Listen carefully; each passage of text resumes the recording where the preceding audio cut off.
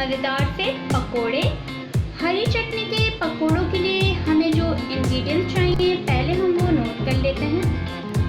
हरी चटनी ली है मैंने तकरीबन आधा कप। ये हरी चटनी मैंने होममेड बनाई है। इसकी रेसिपी अगर आपको चाहिए हो तो आप मेरी प्रीवियस वीडियो में से जाकर देख सकते हैं और आई बटन पे भी आप वीडियो को देख सकते हैं।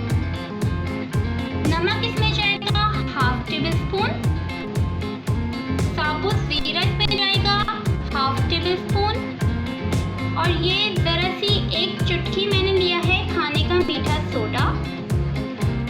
बेसन है मेरे पास 1 कप। पानी हमें बेसन को घोलने के लिए ज़रूरत। ऑयल इसमें जाएगा डीप फ्राई के लिए।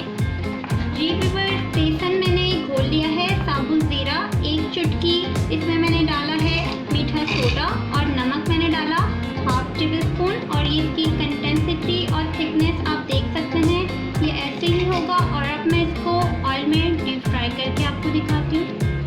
जी व्यूअर्स, मैंने कढ़ाई में पकोड़े डाल दिए हैं और अब ये मैं इनको टर्न कर रही हूँ। और फिर जैसे ये लाइट गोल्डन हो चुके हैं एक साइड से, दूसरी साइड से भी हो जाते हैं, तो मैं इसको पानी में डाल दूँगी। जिस तरह हम दही बड़ों के बड़े बनाते हैं बिल्कुल ऐसे ही ये बनेंगे।